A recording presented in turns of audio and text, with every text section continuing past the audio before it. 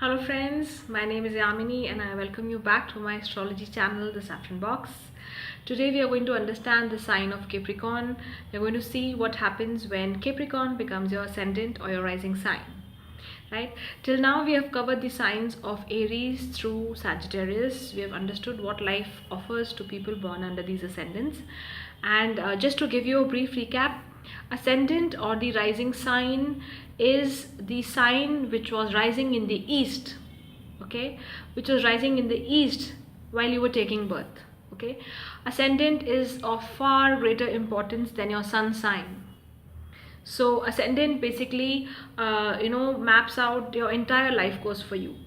Okay, so depending on your ascendant, you can one can see how you are with your family, at work, in your marriage. How do you deal with your children? How do you deal with your finances, with your losses, gains, inheritance, with your communication? How is your communication, etc. There are so many things which are totally dependent on what your ascendant is, what your lagna is, right?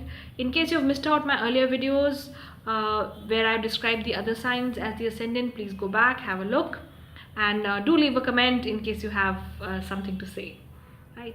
So we'll talk about Capricorn as the ascendant. Okay, now Capricorn is a sign which is ruled by the planet Saturn. These people, it's an earthy sign, and Capricorn people born under the Capricorn ascendant are basically very disciplined and hardworking people. Okay, they work is worship for them. That's their motto. So they believe in putting their best at work, right? They're very disciplined, they're very calculative, and they are very careful when it comes to any decisions, right? So you'll not find them taking knee-jerk decisions. They'll be very, very calculative, careful, cautious in whatever they approach in life. Okay, and these people are also very ambitious. So you'll find them open to practical, good ideas in life, whether it comes to work, business, anything. So they're ambitious, and there's always a secret desire to, gain a status in the society, right? And if you talk about the physical appearance, usually these people are tall and thin in stature. And one thing which is very noticeable about them is that usually they have thin lips and big teeth. The nose is also pretty prominent, right? So now coming to their family lives, what kind of families do they come from? Okay, they are usually, it could be that their parents are, working in the field of science, are into some sort of an intellectual profession. Okay, because if you see, the second house is ruled by the sign of is ruled again by Saturn, and the sign of Aquarius is there in the second house. So you'll find them in, parents might be working in, field of science or some sort of intellectual activity or research, or they could be working in some sort of an NGO, etc., right?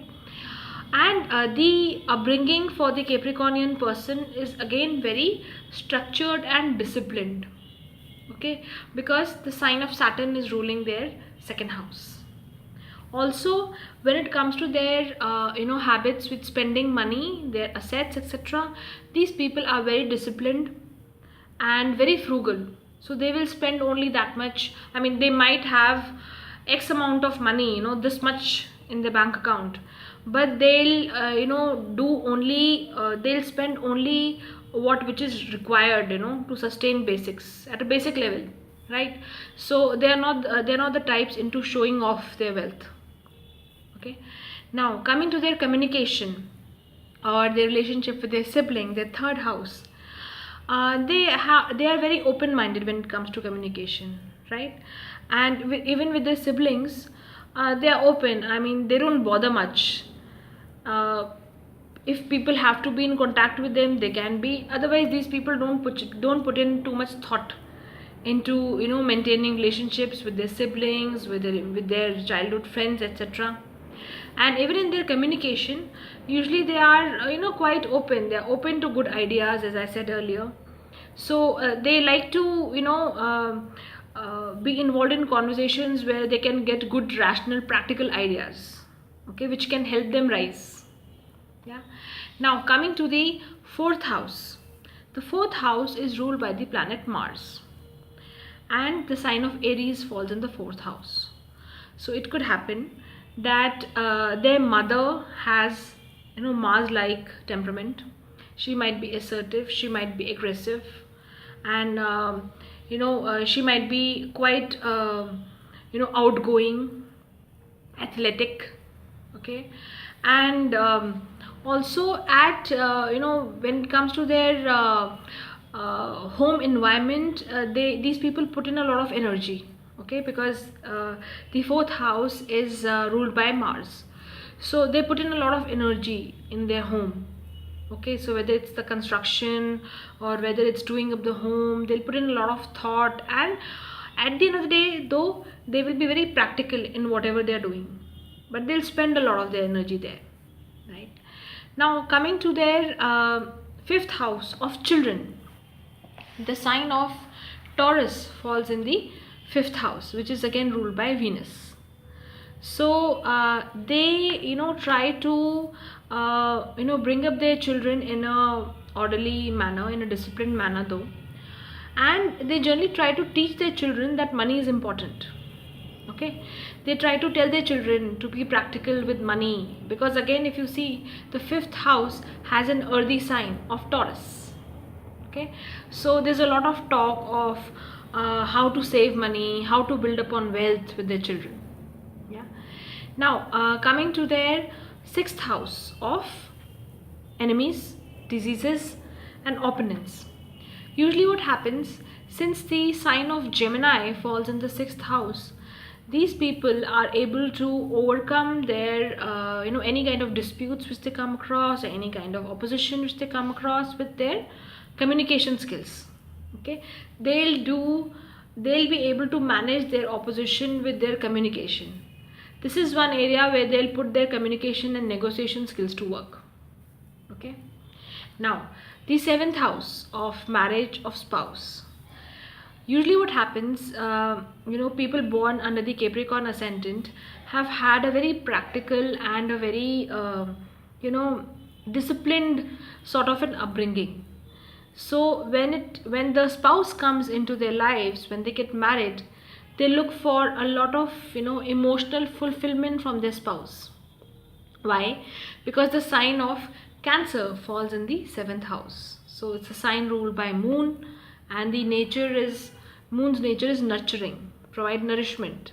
So what happens, they look for emotional connect, they look for a lot of emotional support from their spouse. Also these people, they are always very rigid and structured in whatever they do.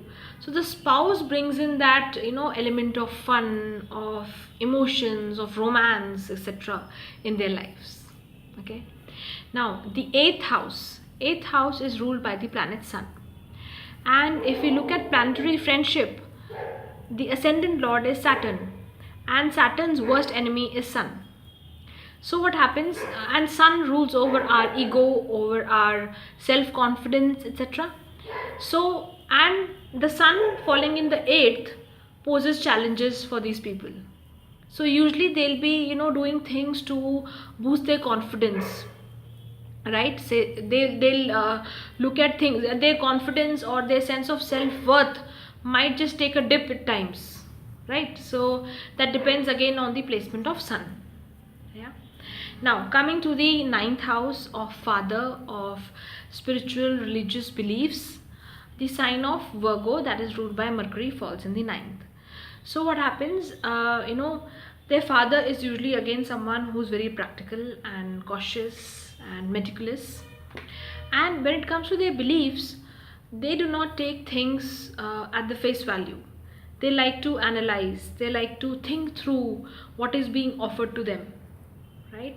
When it comes to higher education too, so they'll be very practical in what they read, in what they finally imbibe. Yeah. Now coming to the 10th house of profession, the sign of Libra falls in the 10th house. So these people, this placement makes them good at professions related to law, professions related to management, dealing with other people. And one thing which is again very noteworthy about people born under Capricorn ascendant is that they're very good at managing the show from a backstage, right? So things where places where they are not seen, where things are happening but they are not seen, they'll be managing the back end, right? So they're very good at such things, logistics, backstage management, as I mentioned earlier, etc., right? And now coming to their social circle or their gains, the 11th house, the sign of Scorpio falls there. So what happens is, these people are, whatever gains they get, whether it's finance wise or whether it's otherwise from their social circle, they do not talk about their gains. They are secretive. Okay, so whatever they come across, they might be gaining, they might be gaining through bonds, they might be gaining through sale of assets, or there might be some sort of windfall gain from somewhere. They will keep it to themselves. And sometimes it also happens that if there's a if there's a man with a Capricorn ascendant, he's got a gain from somewhere, he's got some extra money from somewhere, he will not even disclose it to his wife. So usually this kind of habit is found in people with Capricorn ascendant. Yeah. Now coming to the 12th house of expenses, of spending, expending energy. These people born under the Capricorn ascendant are given to donations, to philanthropy, because the sign of Jupiter is falling in the 12th house. So they believe in charity, they believe in donating towards humanitarian causes, etc., right? So that pretty much sums up Capricorn ascendant in a gist. And do watch out this space for more, and do not forget to subscribe. I shall come back with my next video with Aquarius very soon. Thank you. See you.